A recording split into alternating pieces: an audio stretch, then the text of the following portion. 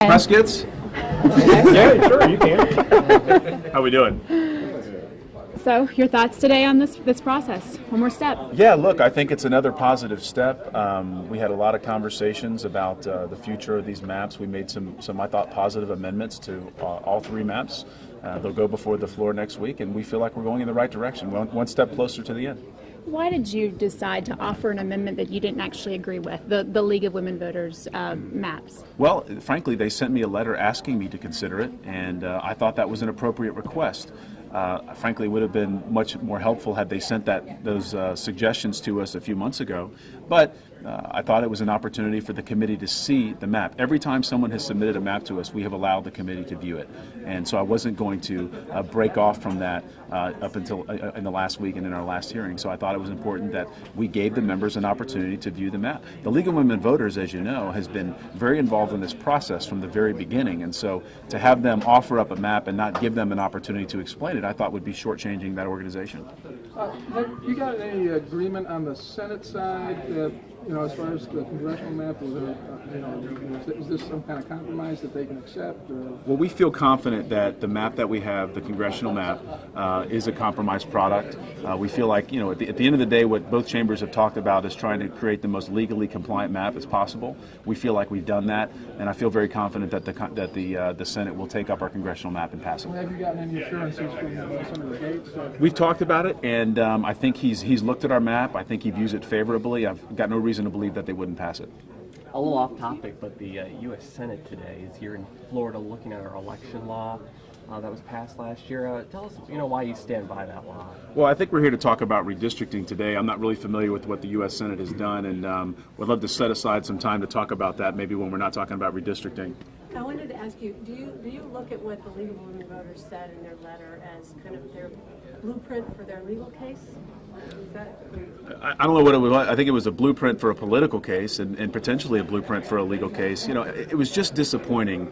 We've worked so hard to include the public in this process, and we've always been accused as if we were going to come up with some last-minute amendment to change the maps, and we didn't do that. We drew a very fair map, and for any organization to come in late to write us a letter, tell us our map is wrong and is unconstitutional, and then draft their own map and not have the guts to stand before this committee and explain what their map does, I just thought that was in poor form, and I was disappointed by that. We're not going to let it affect us. We're going to continue to move forward. I'm very proud of the product that's come out of the Florida House. They did raise some points, though, that I'm wondering how you're going to answer, especially if it does happen in court, like that you intentionally reconfigured districts to strengthen weaker incumbents. Nothing could be further from the truth. There's not an ounce of political intent in these maps. You have to ask yourself, based on newspaper articles I've read by your very newspapers, almost a third of the legislators in our chamber are drawn out of their seats. There's not a single legislature in the history of America that I know without a court order that has drawn that many members out of their seats. We did it because that's what the Constitution said we had to do. There was no politics involved. This was purely something that we felt like we had to do to follow the Constitution. And so that's why the attack on the integrity of the process with that letter was what was most disappointing. But we're moving forward. We're very proud of the map we have, and I think we'll pass it next Friday. Last question, guys. On that point, having a third of your membership drawn out of the districts, how do you maintain the collegiality you need when these guys now have to look at each other as potential opponents? Well, I think it speaks to the collegiality of the body. I think it speaks to the determination of this chamber to vote for constitutionally sound maps. We all raise our right hand every 2 years, and we swear to protect and uphold the Constitution of Florida and the United States. And so we take that very serious. And both Democrats and Republicans in this chamber recognize there is a greater sense of authority in this process, and that is our Constitution. And when it tells us we have to do something, we have to follow it. And if that means that some people are drawn out of their districts, that's what it means. If it means that your district isn't as good as you thought it was going to be, that's what happens. But we're very, very proud of what we've done. I appreciate Senator Gates. We've worked closely with him. And I think next Thursday and Friday, the members on the floor will have another opportunity to ask questions, and we look forward to passing the maps out then. Do you expect that it will not be until court that you hear a further amplification of these fair district maps? I don't know. I'm not going to try to predict, what's going to happen in court or what litigation may or may not come.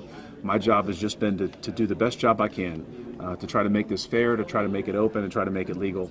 And I think we've achieved all three. So, another assertion in the letter is that this maintains a 2-to-1 Republican advantage in a state where Democrats actually have a slight registration advantage. well, I don't know if that's accurate. I doubt it's accurate. And frankly, I've never looked at political data on what the map does. I still couldn't tell you what the political implications are. All I care about is the legal. I'm just saying, have you two talked about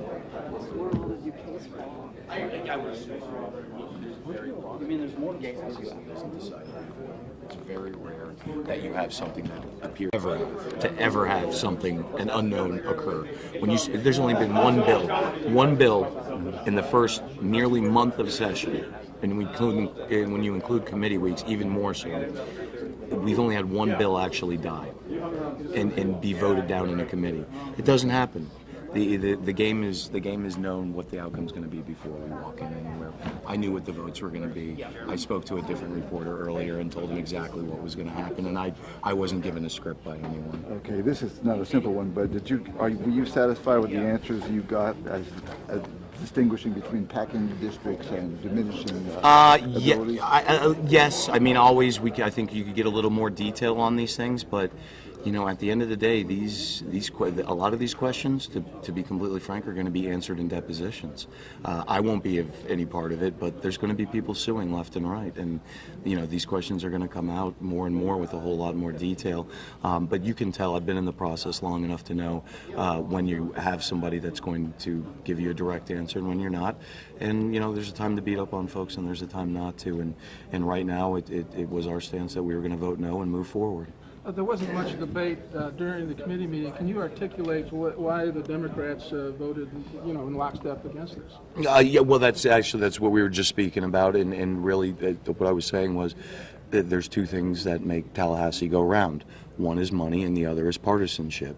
And this is 100% partisanship. It's a partisan thing that we're dealing with, and we thought that there were maps that could have been done a little bit better.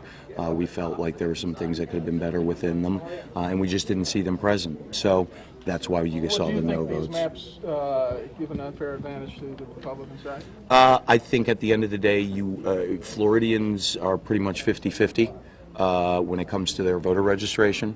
And I think at the end of the day, you will still see a very strong Republican majority.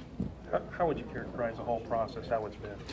It's been, you know, look, as far as the public input, it's been very good. They were very good about going around, making sure that everyone had their voice heard. We stayed late some nights we got to leave early, but that was a very good part of the process.